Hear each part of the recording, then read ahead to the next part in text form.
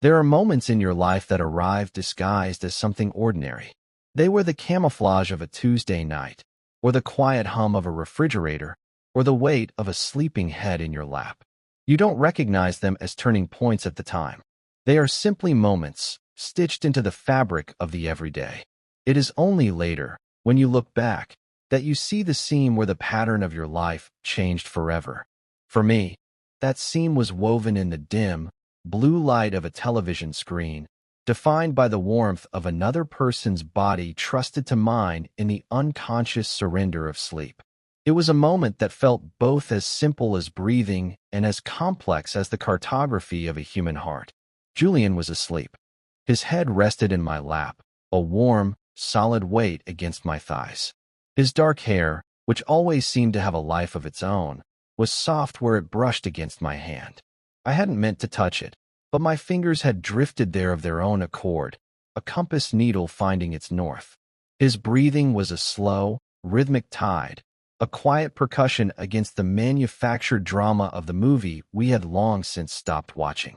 The living room was a cavern of shadows and flickering light, the city outside a distant, murmuring ocean. In here, in our small apartment, the only universe that mattered was the 2 feet of space on this worn-out couch, this fragile bubble of stillness that I was terrified to pop. This had become our ritual, an unspoken liturgy of loneliness and comfort that had started weeks ago and now felt as essential as air. It was a language without words, a series of gestures that I spent every waking hour trying to translate, terrified I was getting it all wrong. Every night, it felt like standing before a door that had been left just slightly ajar. For years, the door to this particular room in my heart, the one labeled Julian, had been firmly, unequivocally shut. I had bolted it myself, out of self-preservation, out of respect for a friendship I cherished more than my own foolish hopes. He was my best friend Maya's older brother. He was, as far as I had ever known, entirely straight. He was a fixed point in my sky, a star I could navigate by but never, ever reach. But then his world had tilted on its axis, and in the aftershocks, he had stumbled towards me. He had leaned against that locked door, and to my astonishment, it had creaked open. Now, he was sleeping on the threshold, and I didn't know what to do. To push the door open wider felt like a transgression, a reckless gamble that could shatter everything. To slam it shut felt like a cruelty I was incapable of, a denial of the profound, aching comfort I found in his proximity. So I remained perfectly still, a guardian of the ambiguous space between, my hand resting on his hair, my heart a frantic, silent drum. I was learning that love, in its most dangerous form, wasn't a declaration. It was a question, whispered into the quiet, that you were too afraid to answer. To understand how we ended up on that couch, in that precarious silence, you have to go back. Back to the scent of developer and fixer, to the safe, red gloom of a university darkroom. That's where I met Maya. She was a whirlwind of charcoal-smudged fingers and explosive laughter, a painter who saw the world in bold, unapologetic strokes of color. I was her opposite, a ghost in grayscale, content to observe the world through the quiet, rectangular frame of my camera lens. She coaxed me out of my shell with an artist's patience, recognizing a shared language in the way we both tried to capture the world, she by adding to the canvas, and I by subtracting from it, finding the essential story within the frame. We became inseparable, our friendship a strange and perfect balance of her vibrant energy and my quiet watchfulness.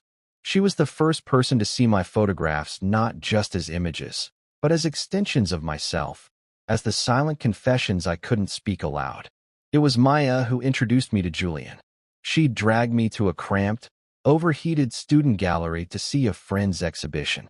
I was already feeling overwhelmed by the press of bodies and the cacophony of overlapping conversations when he appeared at her side. "Leo, this is my big brother, Julian," she'd said, beaming. "The one who actually has a plan for his life." Julian had smiled, a slow, easy curve of his lips that was startlingly different from Maya's explosive grin. Where she was all kinetic energy, he was a study in stillness, a point of gravity in the chaotic room. He was a computer science major, and when he spoke, he used words like elegant and efficient to describe lines of code, his hands shaping the air as if building invisible architecture. He was grounded in a world of logic and binaries, a world so different from the ambiguous shadows and light that I inhabited. He was dressed simply, in a dark sweater and jeans, but he wore them with an unconscious confidence that made him seem older, more settled than the rest of us. And I, the quiet observer, felt my internal lens focus on him with a sudden, alarming clarity. It was a pull, sharp and immediate, a recognition of something in him that my heart, without any logical reason, knew it wanted. Over the next few years, I was absorbed into the orbit of their family. I became a fixture at Sunday dinners and holiday gatherings, the quiet photographer whom Maya called her other brother. My friendship with Julian developed slowly, in the quiet spaces around Maya's whirlwind. We found our own rhythm. We'd talk on the porch while she was inside, arguing with her parents about her career path. He would ask me about my photography, not with the polite detachment of most people, but with a genuine, analytical curiosity. He wanted to know about aperture and shutter speed, about the chemical processes in the darkroom. He was fascinated by the way I could freeze a moment, trapping light on paper. In turn, I found myself drawn to the elegant certainty of his world. He would try to explain algorithms to me, drawing diagrams on napkins, and while I rarely understood the mechanics, I was captivated by the passion in his voice, the way his eyes lit up when he talked about creating something functional and beautiful out of pure logic. We were different, yes, but we met in a place of shared appreciation for a well-crafted system, whether it was a line of code or a perfectly composed photograph. My camera loved him. It was a truth I tried to ignore, a bias in my artistic eye that I couldn't correct. While my official projects were filled with stark landscapes and anonymous cityscapes, my personal contact sheets were a secret catalog of him. Julian, laughing at one of Maya's jokes, his head thrown back and his eyes crinkling at the corners. Julian, focused intently on fixing a broken chair, his brow furrowed in concentration. Julian, half asleep on the couch during a Christmas movie marathon, his features softened and vulnerable. He was, for a time, self-conscious about my constant, quiet observation. He'd duck his head or throw a hand up to block the lens. But gradually, he grew accustomed to it, accepting my camera as an extension of my gaze. He learned to ignore the quiet click of the shutter, allowing me to capture these small, unposed moments of his life. For me, each photograph was a secret act of devotion, a way of holding on to him that felt safe. I was creating a museum of a love that could never be spoken, each image an artifact displayed in the private gallery of my heart. I told myself it was enough. The friendship we had, this easy, comfortable bond, was a rare and precious thing. To risk it for a feeling that was almost certainly unrequited would be an act of profound selfishness, a betrayal of both him and Maya. So I locked the door, hid the key, and learned to live in the rooms I was allowed to be in. The decision to become roommates after graduation was born of pure practicality. Maya had been accepted into a prestigious artist residency program 3 states away. I had a freelance gig that required me to be in the city but paid just enough to cover my share of a shoebox apartment. Julian had landed a demanding job at a tech startup downtown. We were both looking for a place, and pooling our resources just made sense. It was logical, efficient, a perfect Julian solution. For me, it was like agreeing to live inside a beautiful, burning building. The prospect was thrilling and terrifying in equal measure. To be near him every day, to share a coffee maker and a living room, to see the mundane, unfiltered parts of his life. It was everything I had secretly wished for. It was also a form of exquisite torture, a constant, close proximity reminder of what I couldn't have. But I said yes. Of course I said yes. I was an expert at choosing the path of most resistance when it came to my own heart. For the first year, it worked. We built a life that was comfortable in its predictability. We fell into a domestic rhythm, a shared routine of taking out the trash and arguing about what to watch on television. He had a girlfriend, Sarah, a kind, intelligent woman who worked in marketing. I liked her genuinely. I was a good friend, a supportive roommate. I listened when he talked about their future. I offered advice when they argued, and I made myself scarce when she stayed over. Each time I saw them together, a quiet, familiar ache would settle in my chest, a dull pressure behind my ribs. But I had grown used to it. It was the chronic, low-grade pain of my unspoken love, and I had learned to function with it, to build my life around it. The door remained shut. I would hear laughter from the other side, and I would turn up the music in my own room, focusing on the work in front of me, developing photos of empty streets and lonely buildings, finding reflections of my own internal landscape in the world outside. The shift began not with a bang, but with a slow, creeping silence. Julian's relationship with Sarah didn't end in a fiery explosion. It dissolved like sugar in water, a gradual disappearance that left almost no trace. There was no dramatic fight, no tearful confrontation that I overheard through the thin apartment walls. There was just less of her.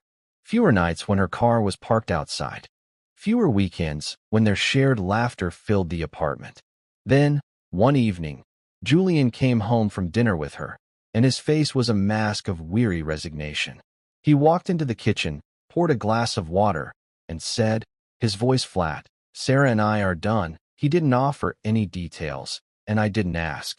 He just stood there, staring out the window at the city lights, the silence in the room heavy with everything he wasn't saying.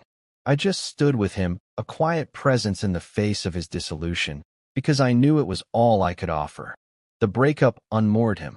Julian was a man who thrived on structure, on predictable patterns and known variables. His life, his career, his relationships, they were all systems he understood and managed. Now, a fundamental part of his system had been removed, and he seemed to be drifting in the resulting void. He had always been in a relationship, always had a partner, a default person to spend his weekends with. Suddenly, his evenings were empty, his weekends vast, unstructured expanses of time. The confident, articulate man I knew retreated, and in his place was someone quieter, more restless. He started spending more and more time in the living room, our shared space. Before, he would often retreat to his room to work or call Sarah.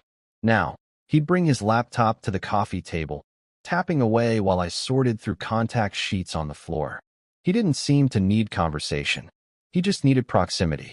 It was as if my quiet presence was an anchor for him in his silent, churning sea of loneliness.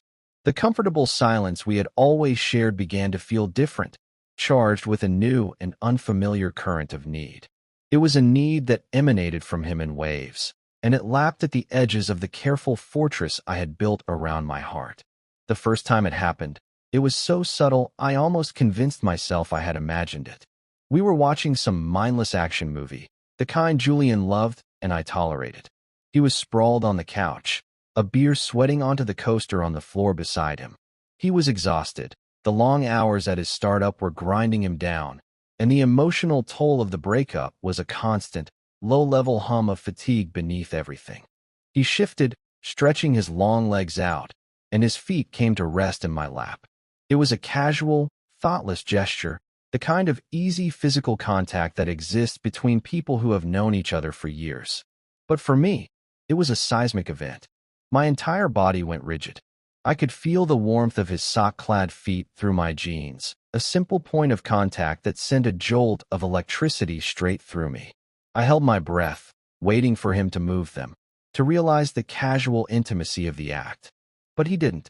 He just settled in, his eyes fixed on the screen, completely oblivious to the storm he had just unleashed inside me. My heart hammered against my ribs, a frantic bird trapped in a cage. I sat there, frozen, for the rest of the movie, my entire world reduced to the weight and warmth of his feet in my lap. A week later, the line was crossed again, a little further this time. Another night, another movie. The exhaustion was rolling off him in visible waves.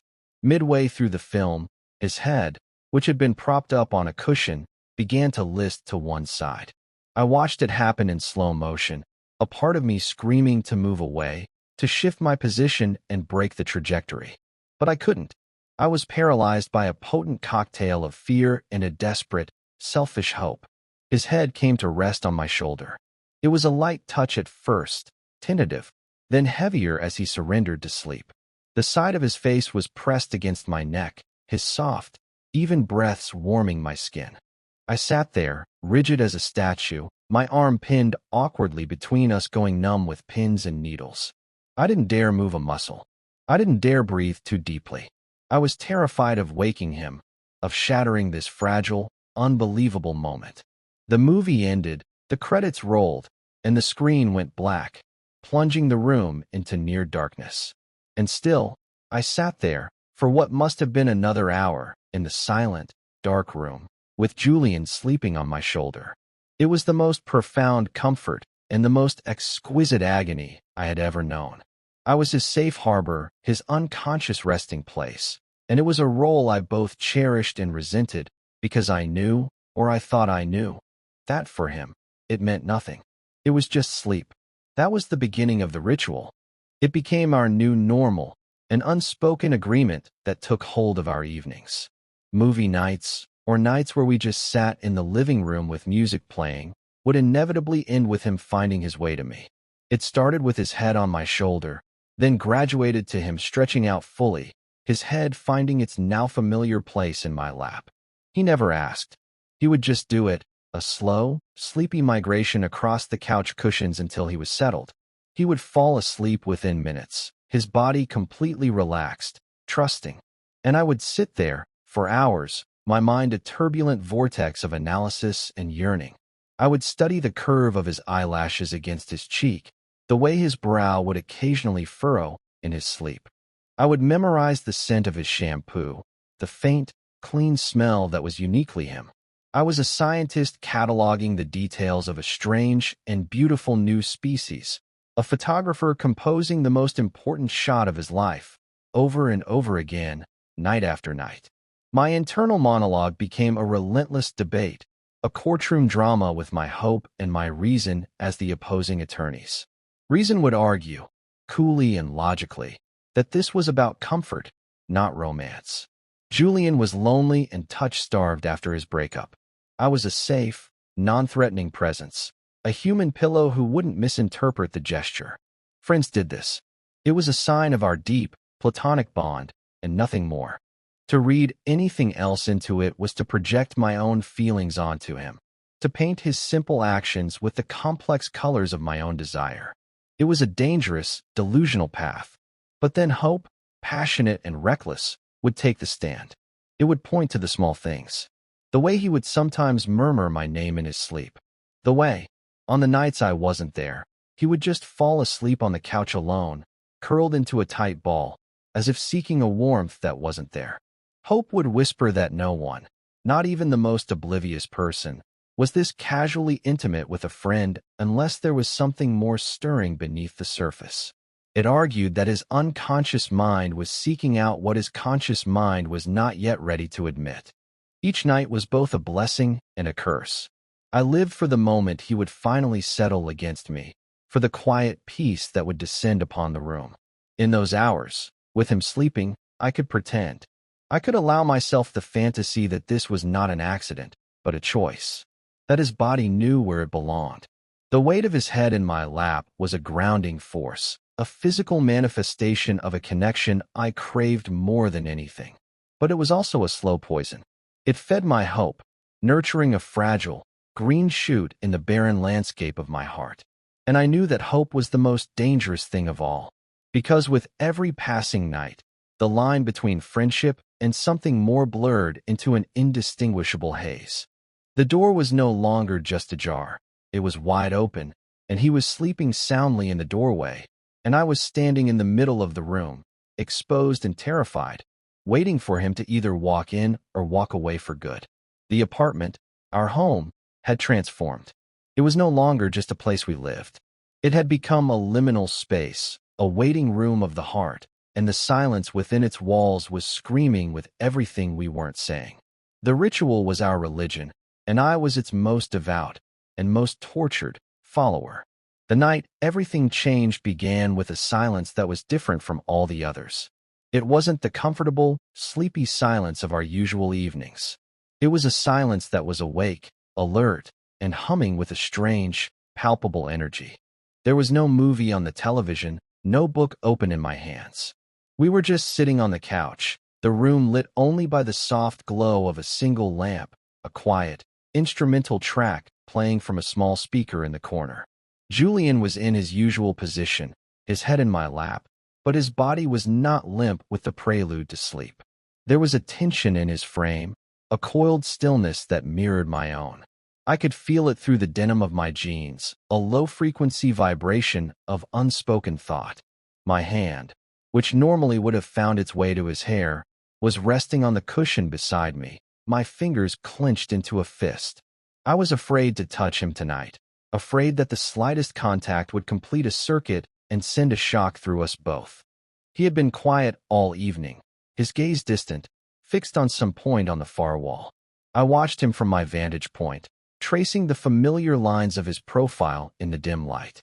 The sharp angle of his jaw, the straight line of his nose. He looked lost in thought, navigating some complex internal landscape I wasn't privy to. I assumed it was work, the relentless pressure of his job that often left him drained and introspective. So I remained silent, giving him the space he seemed to need. But as the minutes stretched into an hour, the quality of his stillness changed. He shifted, turning his head slightly so that he was looking up at me. His eyes, dark and deep in the low light, were not sleepy. They were wide open, searching, and filled with an emotion I couldn't decipher. It looked like a mixture of confusion, fear, and a raw, startling vulnerability. My breath caught in my throat. The quiet music, which had been background noise, suddenly felt intrusive, too loud for the delicate, charged atmosphere that had descended upon the room. The silence stretched, pulled taut between us like a thread about to snap. It was no longer a comfortable quiet. It was the deafening silence of anticipation, the breathless moment before a storm breaks. I could feel my own pulse, a frantic, unsteady rhythm in my throat, at my wrists, behind my eyes. He just kept looking at me, his gaze unwavering, as if he were trying to read something in my face, to find an answer to a question he hadn't yet asked. I felt utterly exposed, as if the years of carefully concealed feelings were suddenly visible, written across my skin in fluorescent ink. I wanted to look away, to break the intensity of his stare, but I was pinned by it, caught in the gravity of this strange, suspended moment. Then he spoke. His voice, when it came, was a quiet rasp, barely a whisper, as if he were afraid the sound would shatter the fragile tension between us. Leo. The sound of my name on his lips was both an anchor and a jolt. It was so familiar, yet in this context, it sounded completely new. I managed to find my own voice, though it felt thick and unreliable in my throat. Yeah. Another long pause. His eyes searched mine, and I saw a flicker of something that looked like desperation. He swallowed, the sound audible in the quiet room. He was building up to something, laying the bricks of his courage one by one. And then, he laid the final one, the one that would change the architecture of our entire world. Would it be okay if I kissed you? The question did not hang in the air. It detonated. It was a soft, quiet explosion, but it sent shockwaves through every nerve in my body, obliterating the carefully constructed walls of our friendship, shattering the plausible deniability that had been my shelter for months. There was no ambiguity in those words. It was not a sleepy, unconscious gesture. It was a direct request, a conscious choice, a question that demanded a definitive answer. My mind, which had been running a constant, frantic monologue, went utterly, blessedly silent. For a single, crystalline moment, there was no analysis, no fear, no history. There was only his question and the wide, vulnerable hope in his eyes. The room, the city, the entire world outside that couch ceased to exist. All that was left was the two of us, balanced on the knife's edge of a single word. I couldn't speak. The word yes was a living thing, a bird trapped in my throat, beating its wings against my ribs, but I couldn't force it out. So I nodded. It was a small, jerky movement, but it was enough. It was my answer. A slow, profound relief washed over his features, as if he had been holding his breath for a very long time. He moved slowly, deliberately, pushing himself up from my lap. The loss of his weight was a sudden, strange emptiness. He shifted on the couch until he was sitting in front of me, our knees almost touching. The space between us was now a chasm of potential, of terrifying and beautiful possibility. He lifted a hand, his fingers hesitating for a moment before they gently cupped my jaw. His thumb stroked my cheek, a feather-light touch that was both a question and a reassurance. He leaned in, and the kiss was nothing like I had ever imagined. In my foolish, secret daydreams, a first kiss was always something passionate, desperate, a release of years of pent-up feeling. But this was not that. This was something quieter, more sacred. It was gentle, hesitant, a soft pressure of his lips against mine. It wasn't a kiss of passion, but of confession. It was a question asked and answered in the same breath. It was the taste of fear and relief and a deep, resonant loneliness that I recognized because it was so much like my own. It lasted only a few seconds, but it contained the weight of years. It was the sound of a door, not being thrown open, but being unlocked from the inside, the quiet click of a tumbler falling into place. It was the most honest and the most terrifying conversation we had ever had. When he pulled away, the space between us felt even more charged than before. He didn't move back. His hand was still on my face, his eyes searching mine, as if looking for confirmation that this was real, that he hadn't just dreamed it. I saw a universe of confusion and wonder in his gaze. He had just stepped into a country whose language he didn't speak, and he was looking to me to be his guide. But I was just as lost as he was. The moment felt impossibly fragile, a soap bubble shimmering in the air, beautiful and perfect and in danger of bursting at the slightest touch. And then I saw the shift. The wonder in his eyes was slowly being eclipsed by a shadow of panic. The reality of what he had just done, of the line he had just crossed, seemed to crash down on him all at once. The explorer who had bravely stepped onto new shores was suddenly looking back at his ship, realizing he had set it on fire. He pulled his hand back as if my skin had suddenly burned him. The warmth of his touch vanished, leaving a cold emptiness in its place. His eyes darted away from mine, unable to hold my gaze. The vulnerability was gone, replaced by a shuttered, guarded expression I had never seen on him before. He stood up abruptly, the sudden movement making me flinch. He ran a hand through his hair, a gesture of agitation, of a mind racing so fast it couldn't be contained by his body. He wouldn't look at me. He was staring at the floor, at the wall, at anything but the person he had just kissed. The silence in the room was no longer charged with possibility. It was thick with regret, a heavy, suffocating blanket.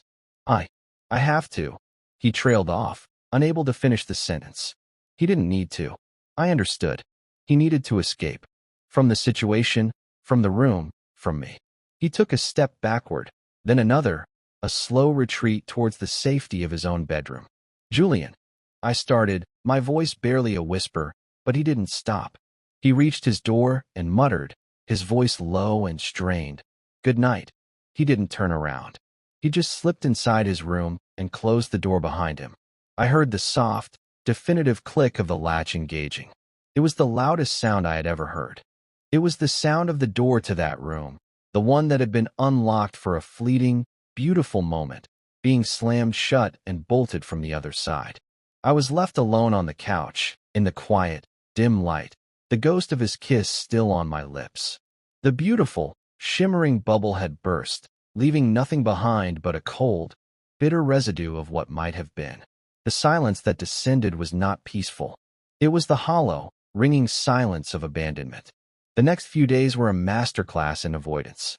The easy, comfortable home we had built together became a battlefield of unspoken tension, a landscape of carefully navigated territories. Julian was a ghost. He was gone before I woke up in the morning.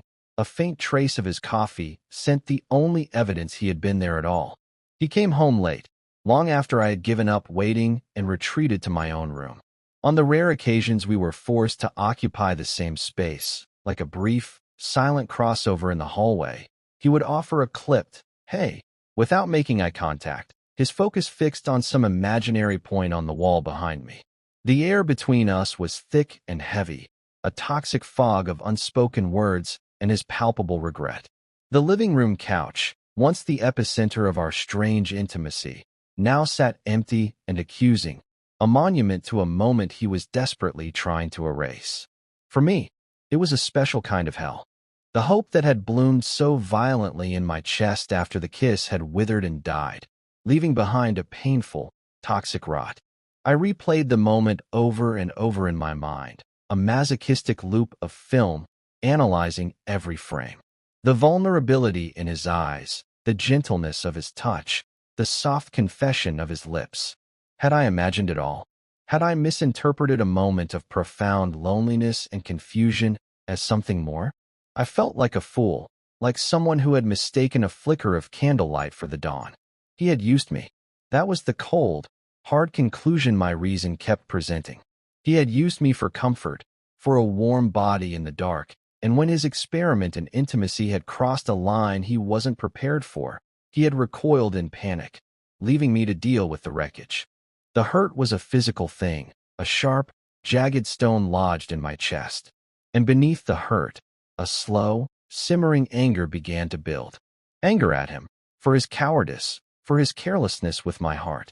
And anger at myself, for being so willing, so hopeful, so naive. I couldn't live like this.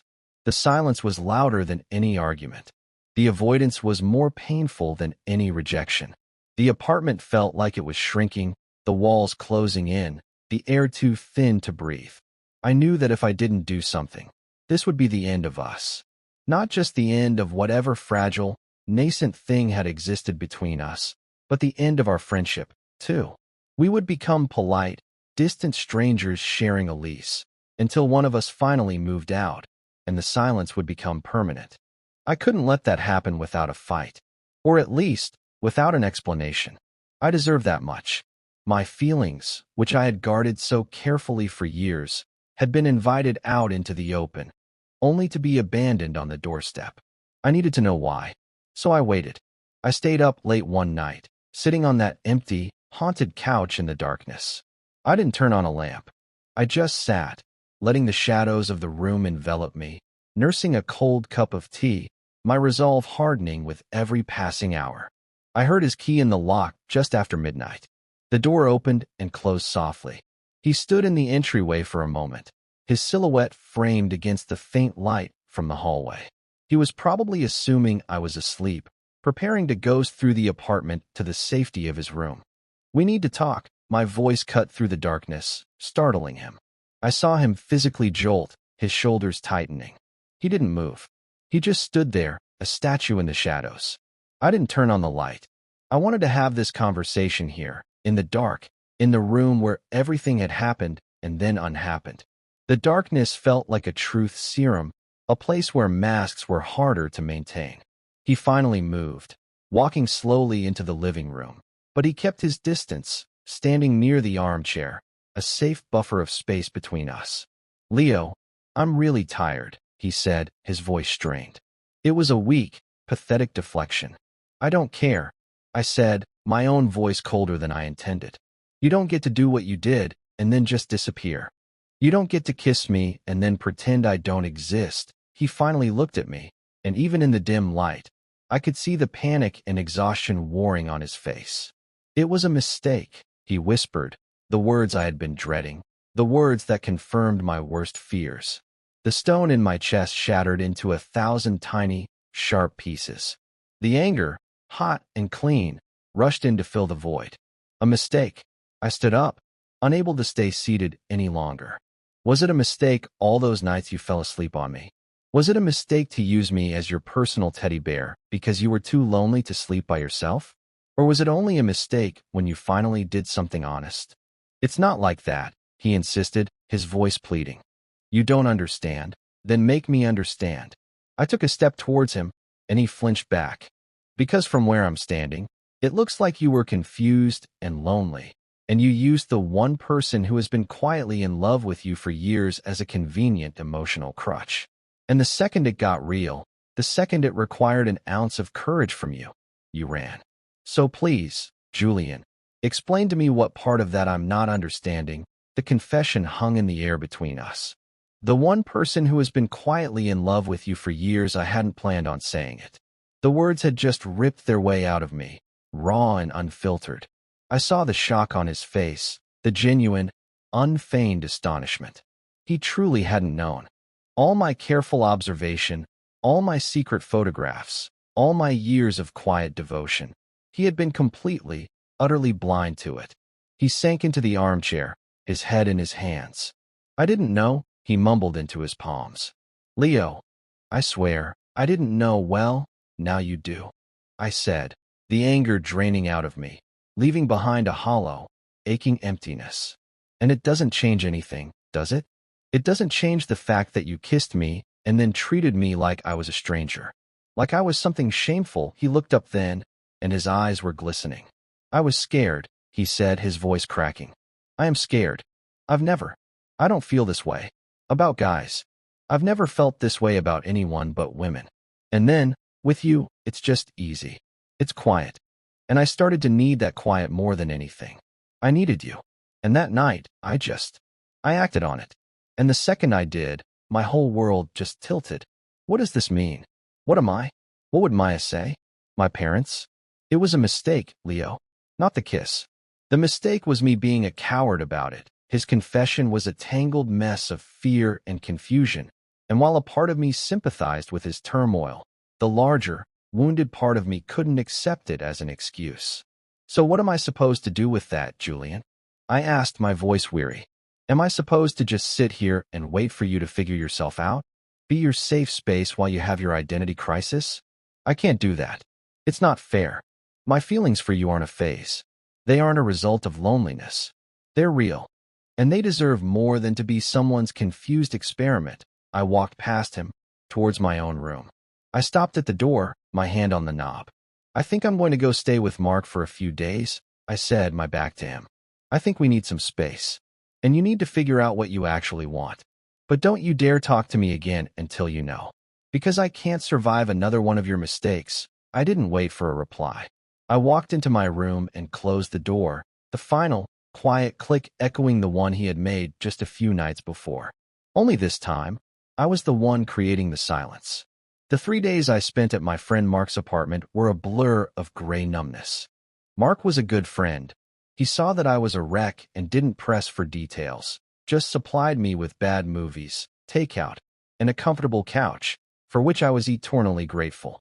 But the change of scenery did little to quiet the storm in my head. I felt raw, flayed open, every nerve exposed. I had laid my heart bare, showing Julian the most vulnerable part of myself, only to have him confirm that he was lost in a fog I couldn't navigate for him.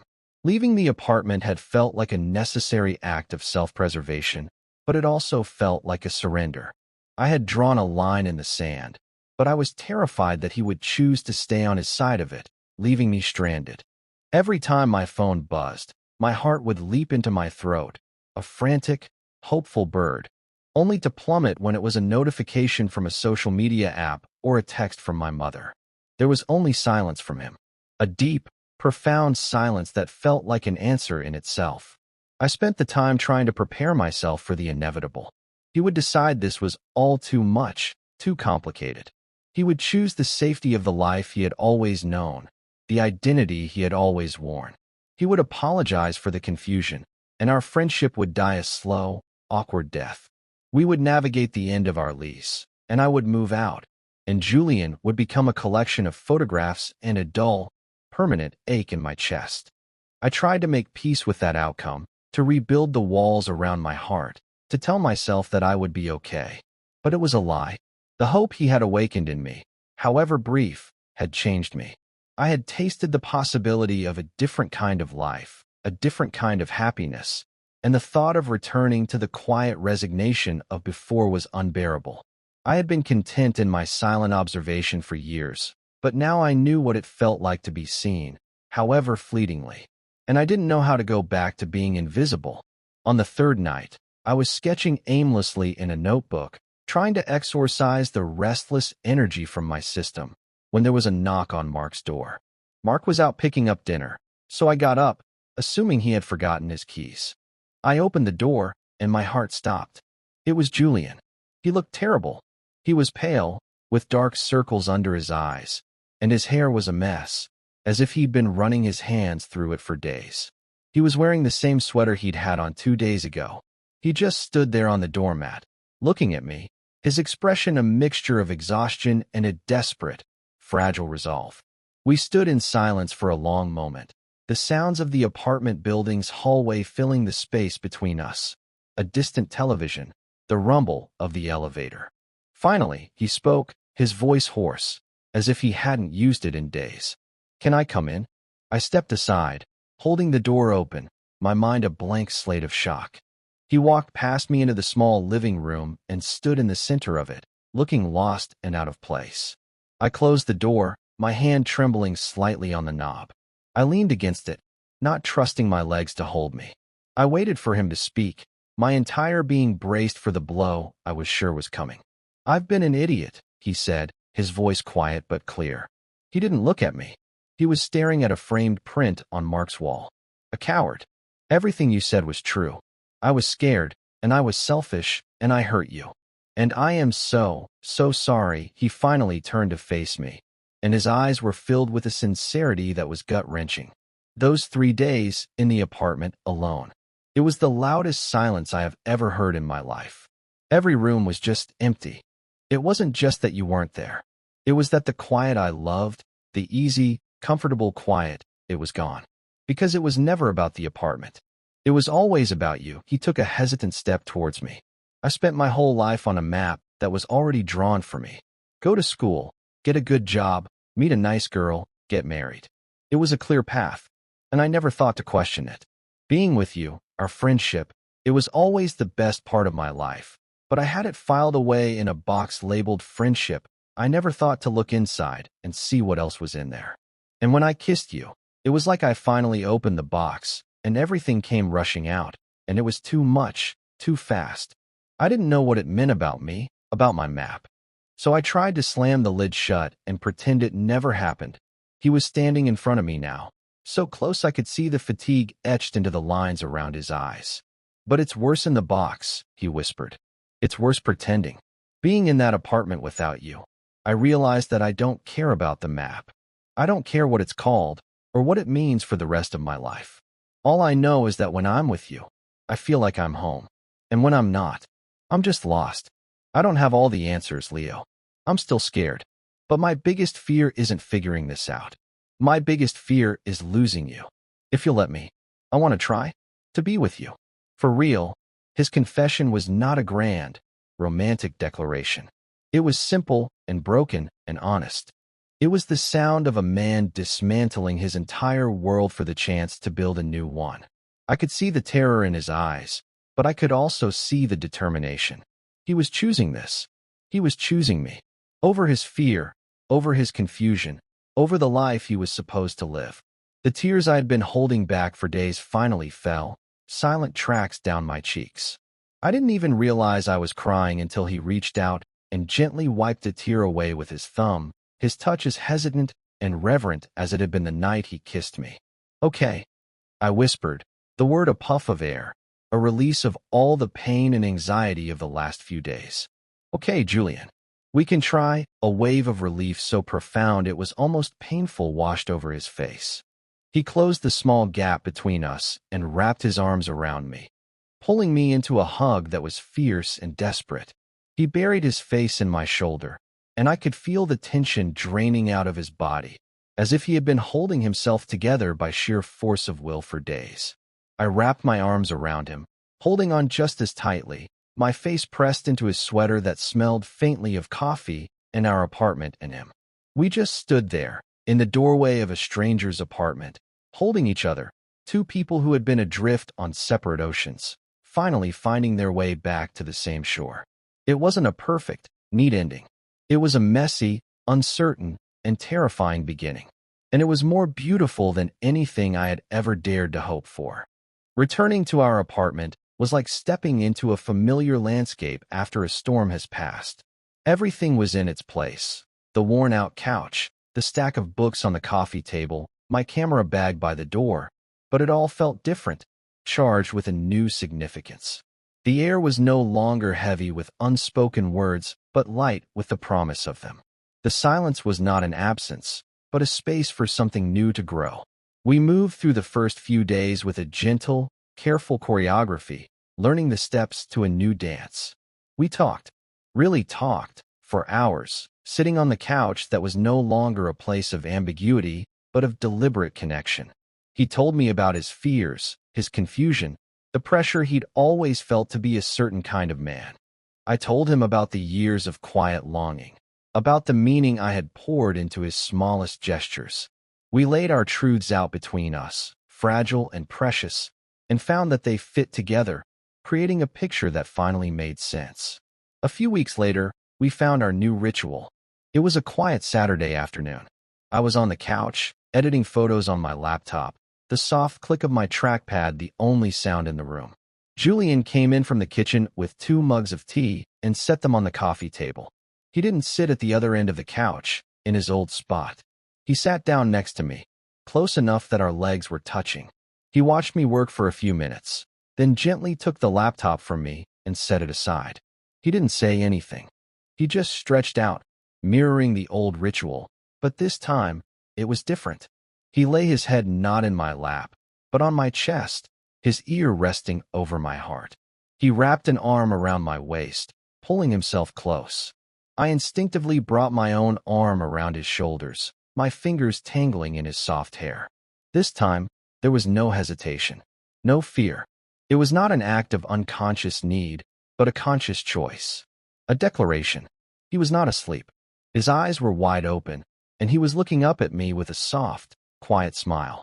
"What are you thinking about?" he murmured, his voice a low rumble against my ribs. I thought for a moment, looking around the room, at the way the afternoon light streamed through the window, illuminating the dust motes dancing in the air. I looked down at him, at the man who was my best friend, my roommate, and now, miraculously, something more.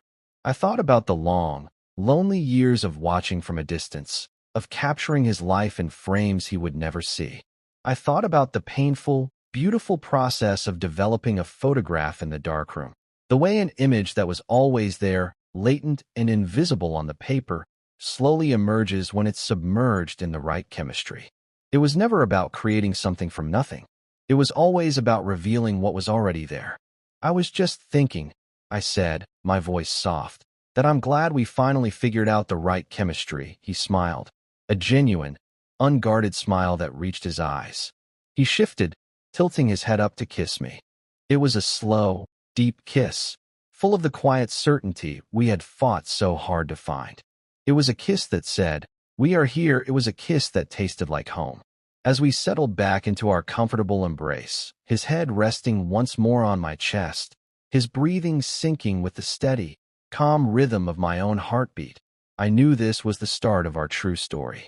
We were no longer standing on opposite sides of a door. We had walked through it, together, and had begun the quiet, beautiful work of building a new room, a new life, in the beautiful, honest silence we had learned to create together.